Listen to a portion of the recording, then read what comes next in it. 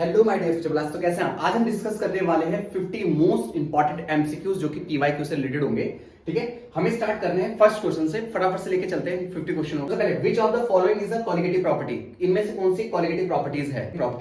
तो osmotic production क्या होता है बेटा आपके colligative property. What is the unit of molality, तो मोलैलिटी क्या होती है बेटा, क्या बन जाएगी मोलैलिटी की, वो हो जाएगी मोल की यूनिट क्या होती है बेटा, मोल।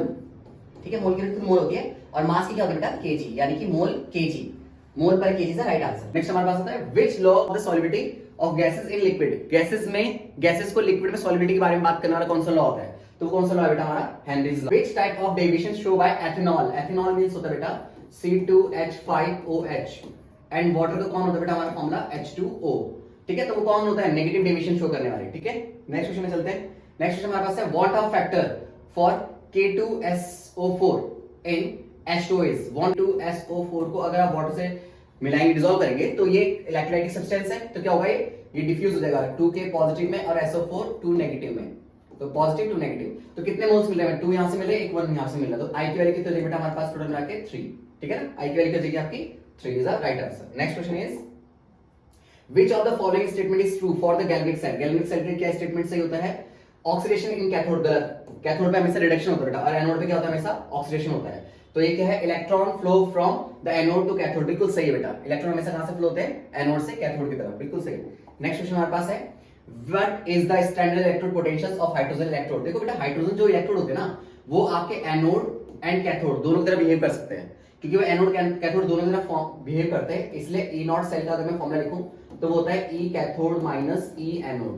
अब क्योंकि दोनों ही सेम है, वो एनोड की तरफ बिहेव करेगा, कैथोड की तरफ बिहेव करेगा, तो रिजल्टेंट क्या आ जाएगा आपके पास 0 वोल्ट, है ना। तो नेक्स्ट हमारे पास which electrolytes is used in a dry cell, dry cell में कौन सा इलेक्ट्रोलाइट यूज किया जाता है, अमोनियम क्लोराइड का, जो स्कूल में बनाए जाते होंगे आपके एक्सपेरिमेंट के लिए। नेक्स्ट हमारे पास है which of the following is a primary cell, primary cell कौन होता है बेटा, ड्राई सेल जो होता है वो प्राइमरी सेल होता है। और अपोलो ये जो फ्यूल सेल है इसके बारे में पढ़ लेना बेटा, H2O2 जो होता है वो एक ऐसा फ्यूल सेल है जो अपोलो प्रोग्राम में यूज हुआ था। ठीक है, नेक्स्ट हमारे पास आता है which law is used to determine the mass of substance deposit during the electrolysis, यानी कि W is direct proportional to Q। किस साइंटिस्ट ने कहा था बेटा हमें, ये हमें कहा था फेराडे ने, माइकल फेराडे ने। ठीक है, तो फेराडे लॉ का है ये इलेक्ट्रोलाइटिक लॉ, फर्स्ट लॉ ये होता है W is equals to Q, W direct proportional to Q। अगर आप डायरेक्ट प्रोपोर्शनल आते हैं तो Z आ जाता है, यहाँ पे क्या आता है Z equivalent weight. Next the rate of the reactions is affected by, rate of reactions को टेंपरेचर अफेक्ट डालते हैं, बिल्कुल सही है। कंसंट्रेटेड भी डालते हैं, वे भी सही है, कंसंट्रेशन डालती है। ठीक है, मतलब कितना अमाउंट ले रहे हैं रिएक्टेंट का, कैटालिसिस भी डाल रहे हैं, सारे ऑप्शन सही, इसका मतलब राइट ऑप्शन कौन हो जाएगा हमारा D.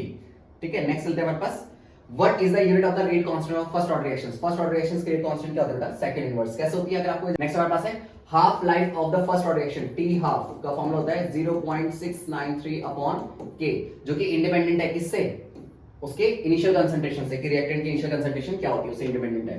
The RNS equation represent the effort effect of in the reactions, क्या सिखाती है हमें आरएनएस इक्वेशन में, आरएनएस इक्वेशन होती है K इक्वल्स टू AE की पावर EA अपॉन RT, यानी कि वो हमें बताती है एक्टिवेशन एनर्जी जो होती है वो हमें रिप्रेजेंट करती है द रिलेशन ऑफ टेंपरेचर।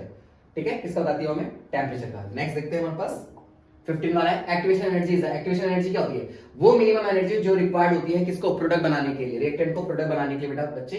जैसे मान लो कि कोई रिएक्टेंट की एनर्जी अपनी यहाँ तक है खुद की, ये रिएक्टेंट की एनर्जी है और ये बार हमें टच करना है, अगर हमें प्रोडक्ट बनाना है तो यहाँ से वहां तक ले जाने के लिए जो एनर्जी रिक्वायर्ड होगी उसे हम कहते हैं एक्टिवेशन एनर्जी। ठीक है, यहाँ पे क्या होगा, हमारा प्रोडक्ट बन रहा है, तो रिएक्टेंट को प्रोडक्ट में कन्वर्ट करने के लिए मिनिमम एनर्जी से होकर जाना पड़ता है, जिसको हम क्या कहते हैं, क्या उसकी बेटा एक्टिवेशन एनर्जी। नेक्स्ट हमारे पास आता है which element is not is a transition element, कौन सा एलिमेंट ट्रांजिशन एलिमेंट्स नहीं है। देखो बेटा F जो होता है उसका कन्फिगरेशन आता है 4s2 और 3d6। ठीक है, Zn का क्या होता है 4s2 और 3d10, क्योंकि 3d पूरा 10 है, फुलफिल है, अनपेयर इलेक्ट्रॉन एब्सेंट है इसमें, तो अनपेयर इलेक्ट्रॉन अगर एब्सेंट होगा तो वो क्या कहलाता है, ट्रांजिशन एलिमेंट्स नहीं होता। ठीक है, जबकि बाकी सब में आप देखोगे कुछ ना कुछ अनपेयर इलेक्ट्रॉन होंगे, जैसे ये रहा 3d 5 अनपेयर इलेक्ट्रॉन है, यहाँ पे 4 अनपेयर इलेक्ट्रॉन आते हैं, यहाँ पे 5 अनपेयर इलेक्ट्रॉन आते हैं और यहाँ पे भी आपका 5 अनपेयर इलेक्ट्रॉन आते हैं बेटा। ठीक है, समझे, तो Zn is the right answer, ये ट्रांजिशन एलिमेंट्स नहीं है।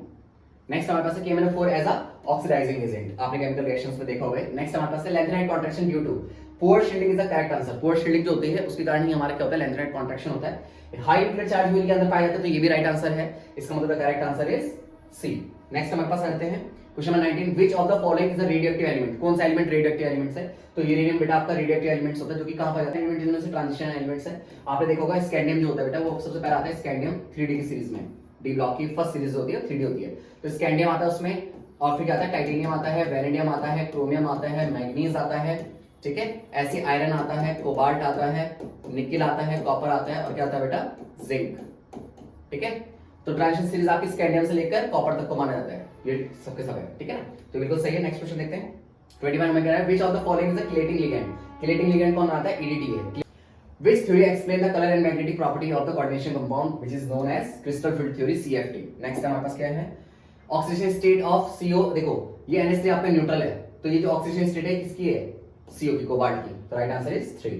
नेक्स्ट आंसर है, नेक्स्ट क्वेश्चन है which is the bidentate ligand। bidentate ligand का मतलब जो दो से जुड़ते हैं। देखिए NH3 हमारा सिंगल जुड़ता है बेटा ऐसे, ठीक है, और जो ये ऑक्सीलेटिव आपने लिखा है ये करेक्ट आंसर हो जाएगा इसका। कैसे, ये COO नेगेटिव और यहाँ पे COO नेगेटिव, ठीक है। तो इसके जुड़ने के दो साइड है इसलिए इसको बाइडेंटेट हम कहते हैं। नेक्स्ट हमारे पास है 25वां question, which ligand causes the highest crystal field splitting. सबसे ज्यादा क्रिस्टल फील्ड स्प्लिटिंग कौन शो करेगा बच्चों, देखो हाई क्रिस्टल फील्ड स्प्लिटिंग उसकी होती है, फील्ड लिगेंड कौन होता है आपका, Cl, ठीक है। नेक्स्ट हमारे पास आता है 26 का, which of the following will undergoes SN1 reaction mostly. SN1 reactions ये है यूनिमॉलिक्यूलर सब्स्टिट्यूशन रिएक्शंस। तो कौन शो करता है सबसे ज्यादा, वो शो करते हैं बच्चे जो कि टर्सरी होगा, और फिर कौन शो करेगा, जो सेकेंडरी होगा, फिर कौन होगा, जो वर्ल्डरी होगा। तो पहचानो उसमें से टर्सरी कौन है, टर्सरी अगर कहीं है तो टर्सरी कार्बन, ये बेटा पता है। 27 which of the following is used as a anaesthetic. कौन होता है बेटा हमारा, क्लोरोफॉर्म, जिसको सूंघने से बेहोशी हो जाती है। Which of the following undergoes the nucleophilic substitution reactions most easily. सबसे ज्यादा इजीली जो आपको न्यूक्लियोफिलिक सब्स्टिट्यूशन रिएक्शन शो कर सकते हैं, ऐसे कौन होते हैं, ऐसे होते हैं बेटा हमारा कौन, बेंजाइल क्लोराइड। बेंजाइल क्लोराइड किसे कहता है, बेंजीन के ऊपर बेटा अगर आप देखेंगे तो यहाँ पे आ जाता है CH2 और Cl। नेक्स्ट देखते हैं 29 हमारे पास क्वेश्चन है, फ्रेऑन आर मेनली यूज्ड है, किसका कहां पे यूज होता है, फ्रेऑन को सबसे ज्यादा कहां पे यूज करते हैं, रेफ्रिजरेटर में, ठीक है। Next DDT is a pesticide, खेतों में डाली जाती है, ठीक है। अब इसकी जगह में क्या यूज की जाती है वैसे, यूरिया, NH2CO NH2, ठीक है। नेक्स्ट हमारे पास क्या है, phenol is a more acidic then ethanol. Phenol होता है बेंजीन के ऊपर अगर हम देखेंगे ये होता है फिनॉल, और एथेनॉल होता है C2H5OH। वो क्योंकि इसमें बेटा हमें रेजोनेंस मिलता है, रेजोनेंस जो होता है वो हाईली स्टेबलाइज बनाता है। ऑक्साइड आयंस प्रेजेंट है इसमें, इसके कारण क्या होता है, रेजोनेंस बन जाते हैं बहुत ज्यादा और ये स्टेबल होता है। नेक्स्ट है 32 which reagent is used the distribution between the alcohol and phenol. Alcohol phenol के लिए आप कौन सा रिएजेंट यूज करते हैं, फैलिंग रिएजेंट यूज करते हैं, आइडोफोम टेस्ट देते हैं, या न्यूट्रल FeCl3। फिनॉल अल्कोहल्स जो होंगे वो नहीं लेगा FeCl3 के साथ रिएक्शंस, जबकि आपका फिनॉल देते हैं, ठीक है, FeCl3 के साथ रिएक्शंस, ठीक है।